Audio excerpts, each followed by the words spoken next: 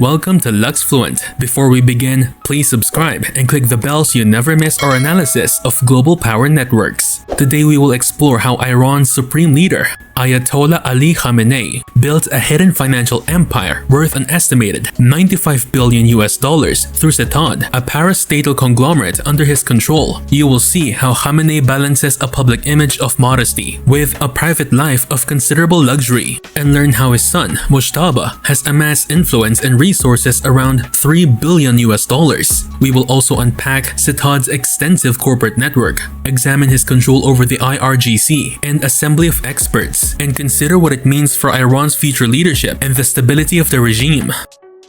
Secret wealth, the rise of a shadow financial empire. Ali Khamenei's control of Iran's financial apparatus goes far beyond official institutions. Since 1989, Setad, the execution of Imam Khamenei's order, or ICO, has quietly accumulated an empire estimated at $95 billion, more than Iran's annual oil export revenues in 2012, $68 billion.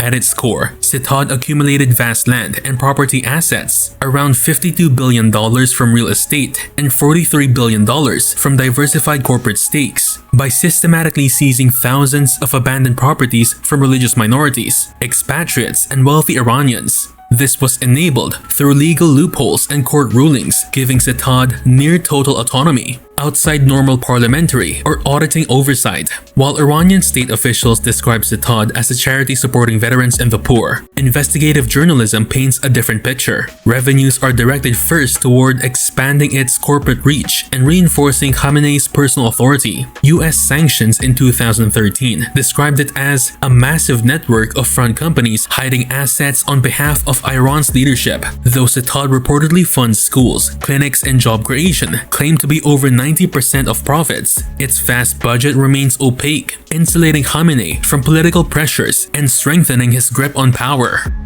Lavish lifestyle versus public persona. On the surface, Ayatollah Khamenei projects simplicity, rumored to live in modest Tehran housing, use simple vehicles, and wear sandals when working. However, behind this austere facade lies a complicated reality. He resides in the heavily guarded Beit Robari complex in central Tehran, which includes around 50 buildings and employs approximately 500 staff. Reports suggest exclusive access to a fleet of luxury cars, private jets, and well-equipped underground bunkers, purportedly for use during emergencies or foreign attacks. These assets sharply contrast with his public image and reveal the strategic duality defining his leadership style.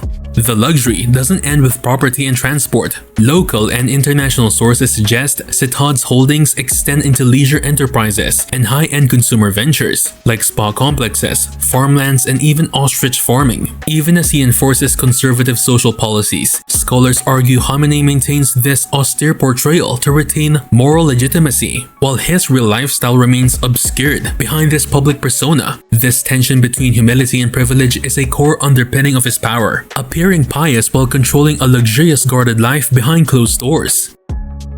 Family fortunes, next-gen power brokers. Khamenei's influence extends deeply into his family, particularly through his sons. Mujtaba Khamenei, the second eldest, is widely believed to control more than $3 billion in assets, from cash reserves, gold and diamonds, to property and stakes in strategic businesses. Much of this wealth reportedly sits in overseas bank accounts in the UAE, Syria, Venezuela, and parts of Africa. Mujtaba has also acquired land near Mashhad and at one point built the city's largest shopping center, owned private jets, helicopters, and luxury vehicles gifted by the Tehran mayor. His brothers are similarly well off. Masoud Khamenei reportedly holds more than $400 million in accounts in Europe, controlled the Khamenei's family's official website, and has an interest in car import operations such as Renault in Iran. Meanwhile, Missam Khamenei is believed to have accumulated around $200 million, including through Renault commissions, and his sister Boshra is estimated around $100 million.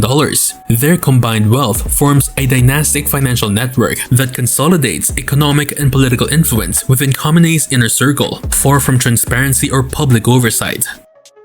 Setad's corporate reach and governance role. Setad isn't merely a landowner, it functions as a sovereign-like conglomerate operating across dozens of sectors. It controls at least 37 companies, including significant shares in telecom, 19% of Iran's largest telecom provider, banking, oil, agriculture, and manufacturing. For example, in 2009, Sitad bought into Iran's top telecom firm for roughly $3 billion, and its investment arm, such as Reinvestment, was pegged by the US Treasury to be worth about $40 billion in 2010. Despite its enormous scale, Sitad operates under deliberate secrecy. Its accounts are off limits to the parliament by law, with no requirement for public audits. The US Treasury sanctions targeted 37 of its subsidiaries, citing its role in evading international sanctions, generating leadership revenue, and sustaining Iran's underground financial systems. Though Sitad claims most profits support infrastructure and societal needs, citing hundreds of schools, job programs, and mosques, there remain minimal details amid the bigger question: who truly controls and benefits from these funds? Political power base, IRGC, and institutional control. Khamenei secures power not just through wealth, but strategic control of key institutions. The Islamic Revolutionary Guard Corps, IRGC, has grown into a dominant force militarily, economically, and politically, operating parallel to Iran's official government structures. Its foreign and domestic reach, from the Quds forces in regional conflicts to the besieged in youth and internal control, cements Khamenei's power by delegating coercive authority to reliable, loyal networks. Further consolidating his influence is his role over the Assembly of Experts, a body that, on paper, vets and selects future supreme leaders. But in practice, Khamenei ensures its membership remains sympathetic, making organized succession or challenge unlikely until his later years. Domestically, the deployment of security forces to suppress major reformist and public movements in 2009, 2017 to 2018, and 2019 reveals a regime that enforces conformity through institutional might. This system ensures Khamenei's continuation of rule, backed by both money and enforcement.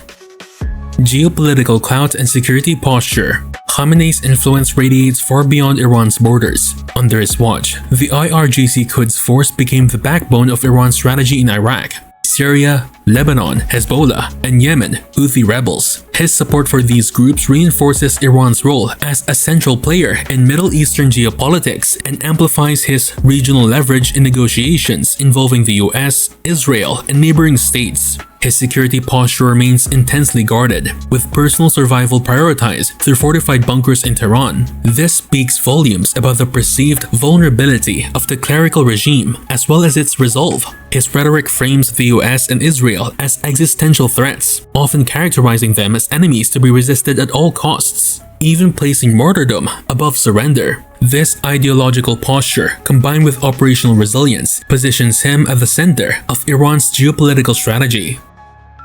Public image versus hidden truth. Khamenei intentionally projects austerity, limited public appearances, simple attire, and images of prayer or study. This cultivates an image of humility and moral authority. Yet internally, his operations show complexity and secrecy. Communication staff reportedly even redact or correct his speeches to manage impressions, such as removing an erroneous figure about pandemic deaths. This duality is strategic. Show humility to the public while retaining unchecked power behind the scenes. This calculated image contrasts sharply with years of wealth accumulation and political clout. The divergence is crucial. It allows Khamenei to claim spiritual leadership while orchestrating economic and political domination. Critics point out that this is the key to his endurance. By keeping his true level of power and wealth obscured, he avoids direct backlash and sustains public legitimacy through a crafted persona.